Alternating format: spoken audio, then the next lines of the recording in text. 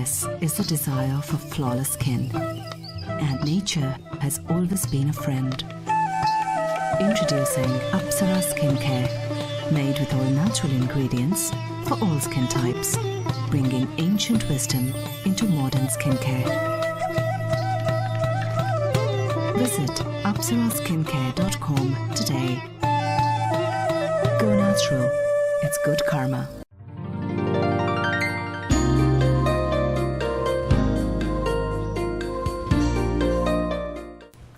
Hi, I'm Sue Davy, and today I'm excited to be here with Sheetal, the founder of ApsaraSkincare.com.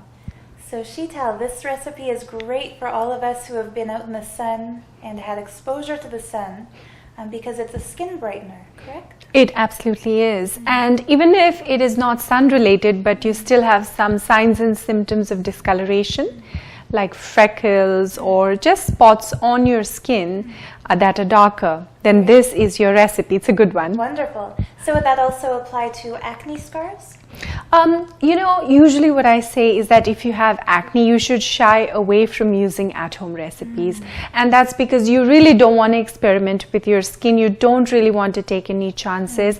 And anything that is exfoliating in nature can also cause your skin to become a little bit dry. I see. And so if that happens, then acne can get aggravated. So I'd say stay away from it. But other than that, if you have any form of discoloration, then this is a good recipe. So dark spots, freckles, discoloration. That is right. Or even uneven skin tone for that matter. You know how many people complain about that? Yes. They feel that certain areas of their skin are darker, like the chin area. Many people tell that to me, that they feel it is darker than the rest of their face. So this one is also good for that. Interesting. Well, and I find whatever part of our face gets more sun exposure will darken with time. So above the lip, on the bridge of the nose, on the forehead. That's true. So that's good to know. Wherever the sun hits the most. It's usually an area that is bonier.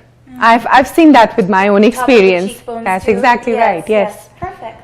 So are these the kinds of things that people watching this at home will have available in their kitchen? I think so. I really do think so. Okay. So 1 teaspoonful of orange juice, and that's easily available. Just regular orange juice. That's absolutely right. And you know what I always say, and I will say this again, try to use ingredients that are as fresh as possible. It is as though you were drinking them. Yes. Because ultimately they are all going to travel to inside your body. So it isn't very different. So be careful about that. So fresh orange juice, 1 teaspoonful, 1 teaspoonful of fresh lemon juice. So we're getting a lot of citric acid on our face.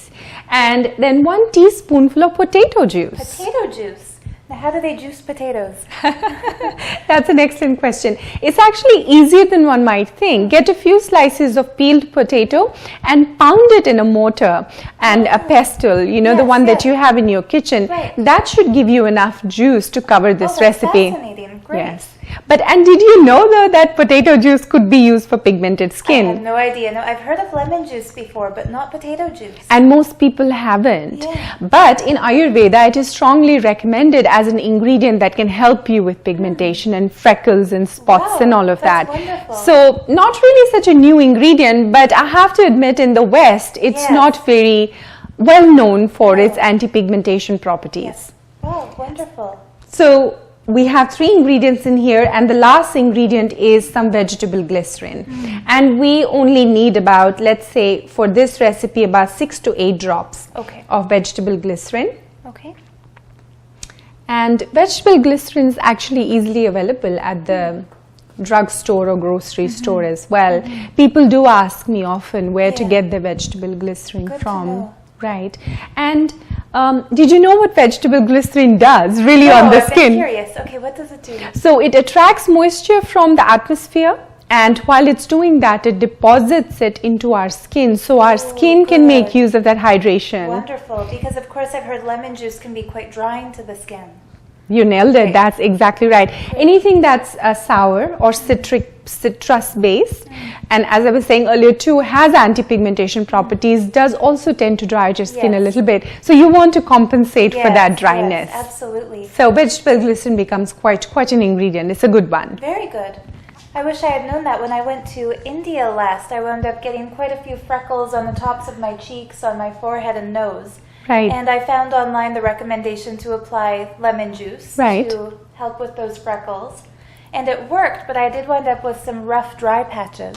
And that, yes, it happens. It's, yeah, it does. And if you're going to use citric acid many times in the week, let's say, then your chances of developing that dryness as you developed in India are higher. So I would say don't use this recipe any more than once or twice a week. And make sure that you have an ideal daily skincare routine to which this becomes a supplement. Right. Okay. Rather than something that gets used as the only thing on the skin. Yes. So what I just did is that I mixed all of these ingredients, and this is a liquid mask, liquid dab on mask. Okay. It is not going to dry on your skin at all. Okay. And once everything is mixed uniformly, you get a cotton ball, dip it into this mixture, and then you kind of going to dab it on your skin very gently. Leave it on for about 15 minutes, no more than that. And then you can wipe off your skin with a wet towel. Perfect. And apply your serum and your lotion right after. Done. Good. Now, one might be a silly question. I noticed when I was using the lemon juice, it wound up bleaching all the hairs that were on my face. Even those little hairs on the cheeks or the little hairs above the lip. Yeah. So does the mask do that as well? And should we maybe avoid the eyebrows? We shouldn't use this mask too often. Okay. That's my number one recommendation. We shouldn't. Any facial mask should be used once or twice a week, especially anything that helps you with pigmentation. You really want to be careful and do not use it too many times. Because, you know, anti-pigmentation products, as I was saying a couple of times earlier, they will dry out your skin. And dry skin has issues of its own. Number one is that it's dry, so it looks lifeless. It doesn't look very vibrant. And number two, the darkness and the pigmentation actually is going to look more enhanced if the skin doesn't have the dryness. So once or twice a week. Okay. And any such side effects can simply be curbed by not using the ingredients too many times and have a skincare routine. Perfect. So once or twice a week. That's Do you it. follow this with your serum and lotion? You always would. You always would have a daily skincare routine, especially when you have a concern like pigmentation. It's an indication. Probably one of the things that's going on is that it's trying to indicate to you that the skin is not very well nourished and it's time that you took care of your skin. But don't wait for a problem. No, of course. So preventative as well as yes, that is right. Skin that is very well cared for, of course, looks radiant. It looks wonderful, but problems are kept at bay as well. Yes. So you get a lot out of that. Great. Well, thank you so much. This sounds wonderful. I can't wait to try it. You're welcome.